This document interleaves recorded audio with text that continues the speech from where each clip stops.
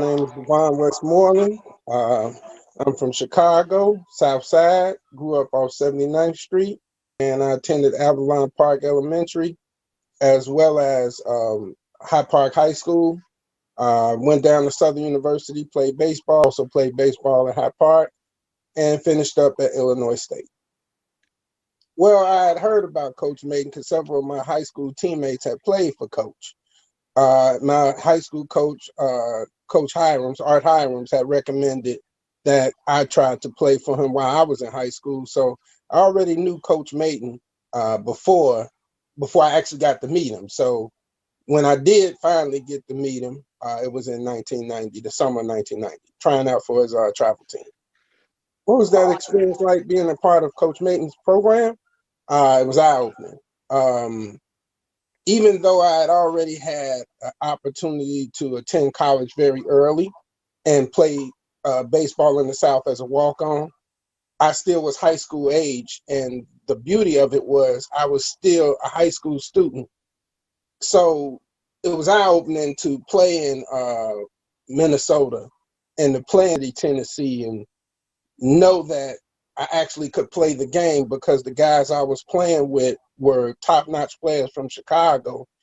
Our team, I mean, if you know anything about the city, you know that High Park CVS rivalry.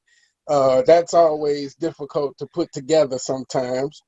But I think over time, and then of course you had a High Park Kenwood rivalry between some of the other teammates. But overall, at the end of the day, once you leave and you put on the same uniform, you find a way to get through those difficulties of prior, shall I say, prior issues because you were rivals. And, all that mattered was South Shore at that point. So I think all of us pretty much got along, as far as especially some of the trips, especially in Tennessee, and overall, like I said, I think at the end of the day, you want to win. You ain't got time to be worrying about whether oh man, I don't like you because you played for Kenwood or this, that, another. We got on the same uniform now.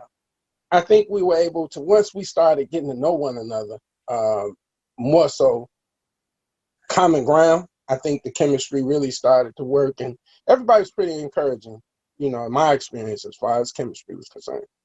How much trash talking? It was quite a bit. It was quite a bit because, if you think about it, Coach, I was an 18-year-old college freshman.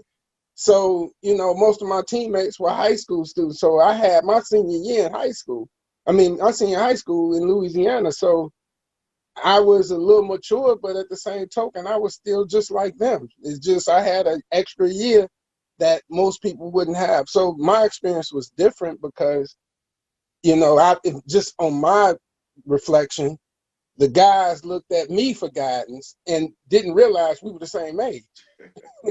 So sometimes they be talking to me like, hey, what we supposed to do? Like, man, I don't know.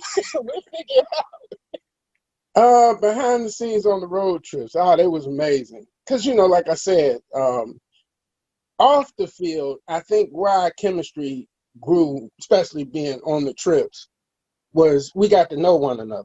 And we just got to know that, we all had the same drive. We all had the same of course, at that time, most of us wanted to play pro baseball. And so naturally, most of our conversations will revolve around that. But the other thing was you found out that everybody pretty much had the same interests. So, for example, we was in Johnson City and you had to pull us off.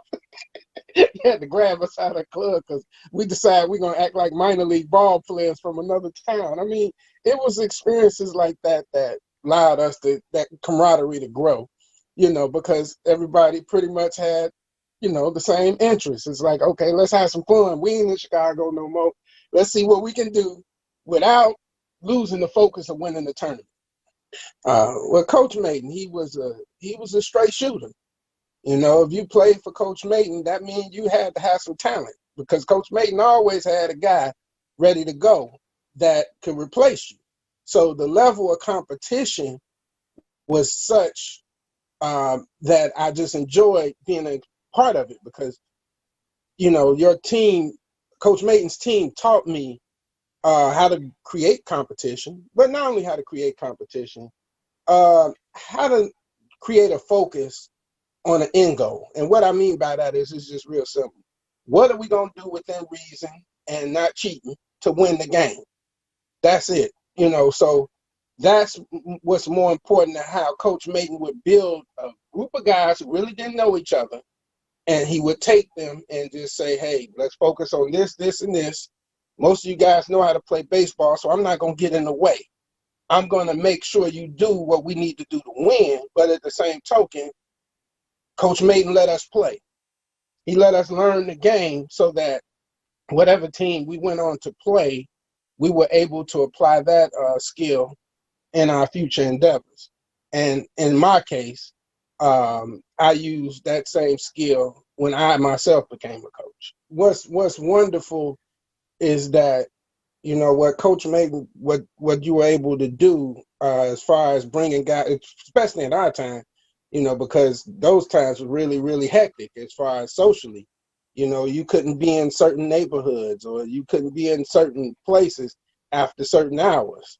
So to have guys who really couldn't go and be with one another off the field until, we got on the field, it was amazing to see the chemistry grow because once again, several of my teammates who, of course, once again, they went to CVS. I went to High Park. So there was no way I would be caught over there after hours. It's just that even though I knew a lot of people on that side.